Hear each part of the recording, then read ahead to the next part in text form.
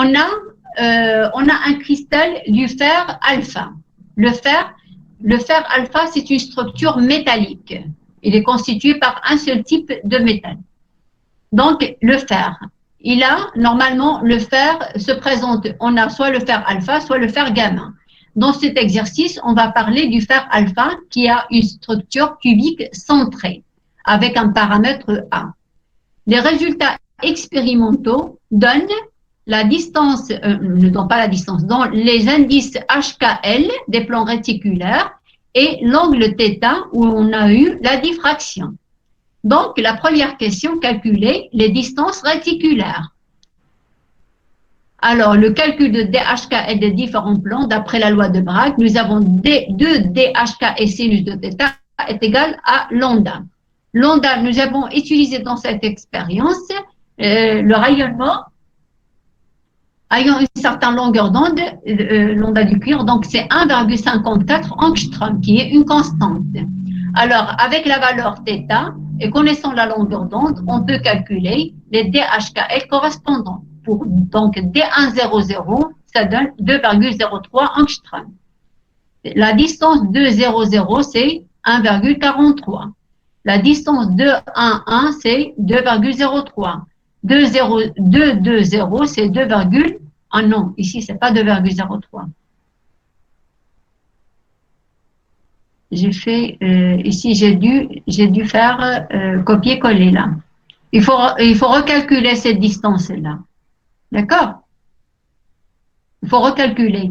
Vous mettez 1,54 sur 2 fois sinus de 49,36. Donc, vous allez trouver une autre valeur. Donc, c'est ça la question. On voulait calculer les DHKL à partir de la loi de Bragg. S'il vous plaît, si vous avez une calculatrice, si vous pouvez calculer cette distance. Est égal à 1,1. 1,1. 1,01. Oui. 1,01. 1,01. 1,01. 1,01. Voilà, merci. Je dois enregistrer. Parce que j'ai dû faire copier, coller et j'ai trouvé la même chose. Même si ça me choque cette valeur, mais bon, c'est pas grave. Donc, la question suivante. Déterminer le paramètre de la maille élémentaire du fer alpha. Alors, pour une maille cubique, DHKL, il est relié aux indices HKL par la relation suivante. DHKL est égal à A sur la racine carrée de H au carré plus K au carré plus L au carré. Normalement, à partir des résultats expérimentaux, il suffit de remplacer HKL par la valeur et de remplacer la distance. Vous pouvez prendre n'importe quelle valeur entre ces 4 valeurs expérimentales. Mais il est préférable de prendre les valeurs qui correspondent au θ le plus petit, c'est-à-dire les premiers pics qui apparaissent sur le spectre.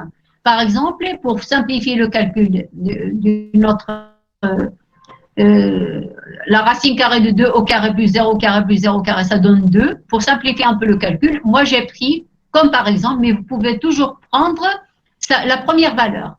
J'ai pris la deuxième et ça donne, j'ai pris par exemple, si on prend par exemple le plan 2,00, on tombe sur D200 1,43 et si on remplace la relation A est égale à DHKL fois la racine carrée de H au carré plus K au carré plus L au carré, vous allez trouver A est égal à 2,86 angstrom. Donc, vous allez trouver des valeurs à quelques incertitudes, à quelques variations, à des petites variations près. La question suivante, représenter la maille du cristal, puis préciser le nombre de motifs par maille. Le nombre de motifs par maille, c'est le nombre d'atomes par maille. Vous avez la représentation de la maille élémentaire, nous avons un cubique centré. Donc, les atomes du fer se trouvent au sommet de la maille et au centre de la maille. Donc, ça, c'est la représentation de la maille cubique centrée. On dit cubique centré, c'est parce que c'est cubique, c'est les initiales de cubique et de centré. De toute façon, ça, vous allez voir ça plus en détail en cristallochimie. Alors, en ce qui concerne le nombre d'atomes par maille, vous avez un atome au sommet, il compte pour 1/8. Donc, si vous voyez, si vous avez un atome au sommet, il va être partagé entre 8 mailles en même temps. Et par conséquent, chaque maille, il n'aura que le 1/8 de cet atome. Et puisque nous avons 8 sommets, donc 1, 2, 3, 4, 5, 6, 7, 8, donc c'est 8 fois 1/8, plus un atome au centre, donc 1 fois 1, ça donne 2. Donc, on a dans le nombre d'atomes de fer par maille, c'est 2 atomes de Fe par maille. Ensuite, représenter la projection de la maille sur le plan 0, 0, 1. Déterminer la coordinance des atomes, puis calculer la distance la plus courte des Fe, Fe. Donc, le plan 0, 0, 1, ce n'est que le plan X, O, Y.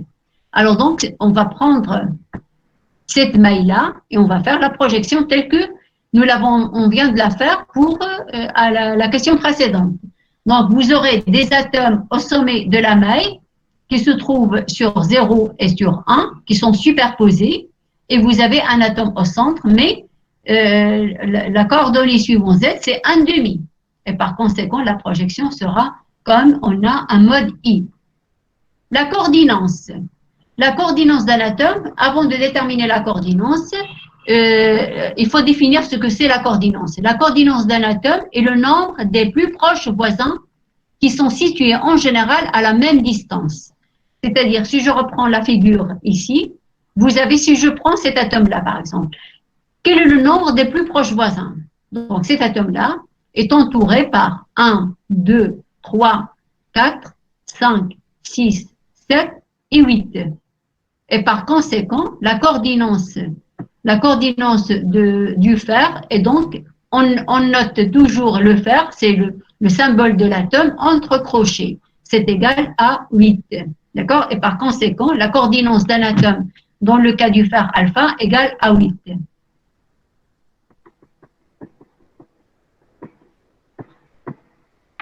Est-ce que vous suivez?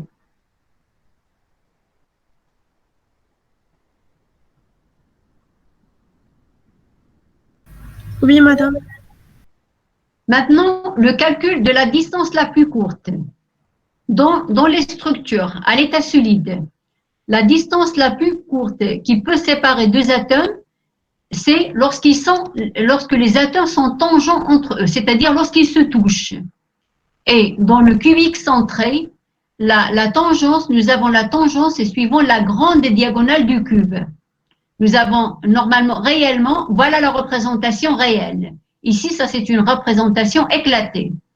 La représentation réelle, ça veut dire que les atomes dans le cubique centré, les atomes dans un cubique centré sont tangents entre eux suivant la grande diagonale. La grande diagonale, c'est le segment qui sépare le point A du point B.